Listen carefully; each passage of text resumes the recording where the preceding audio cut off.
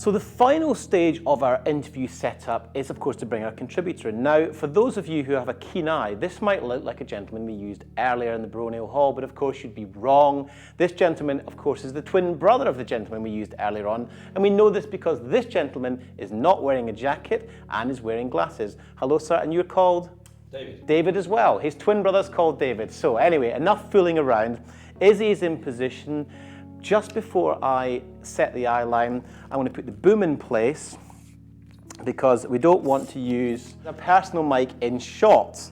So we're going to use the boom, and of course it's not that windy in here, so we can take this off and we'll get cleaner sound.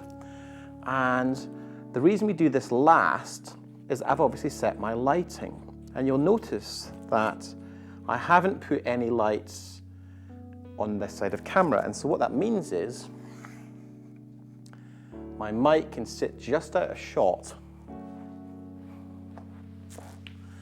And remember what I was telling you earlier about putting the weight on the leg, over the leg? That way it doesn't tip over, whereas I could easily tip it over this way. So all I need to do now is hook this cable around here. And I've got two 3-meter XLRs and a 5-meter. And what I tend to do is have them so that if I need to extend them, I can, but if I'm only using a short one, I can obviously just use that as well. So that goes on to there. And then I just look at my frame again, because when a contributor sits down, they will sit differently to how you lit the shot. They're good like that. And so what we need to do is either ask David to sit back, but perhaps if he's not comfortable doing that, and if he has naturally sat down and leant forward, then we have to adjust the lighting and the frame to allow for that, because ultimately he's a contributor. He perhaps is feeling nervous, or perhaps he's very confident, and that's how he likes to sit, and he's got a good point to make. So what we need to do is adjust the frame by, I think, coming up on the legs, because he's a little taller than Izzy was. And what you'd normally have happening here is the producer would be engaging in conversation with the contributor about anything to keep him occupied while we do these final tweaks, because there's a kind of an understanding between camera crew and producers that you always need a bit of fine tweaking. And at the moment we've got a situation whereby this light's in vision.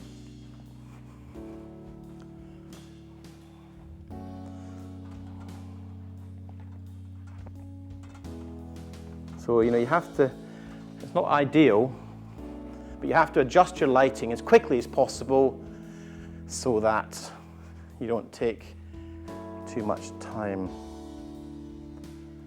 Now, what we've got now is a nasty shadow on that wall. Now, David, I'm going to ask you to just swivel your chair a little bit like so. Yeah.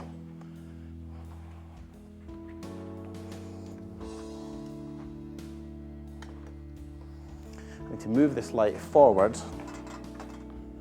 and it's less of a backlight now, it's more of a side light because of the angle David's sitting at. And the thing is, in this situation, you haven't got all day, you just have to go with it, because he's not got all day, he's probably short of time,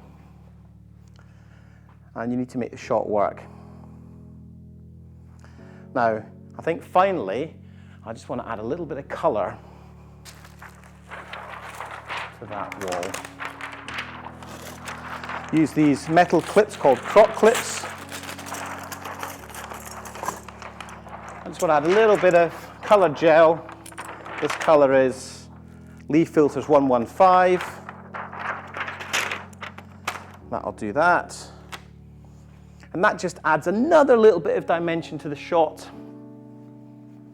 You can choose any colour you like. That works really well. It just separates everything out, and we're ready to go.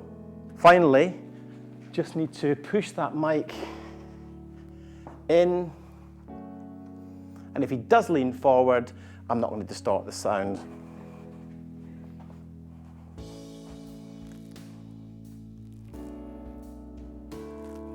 So there's my 200mm shot.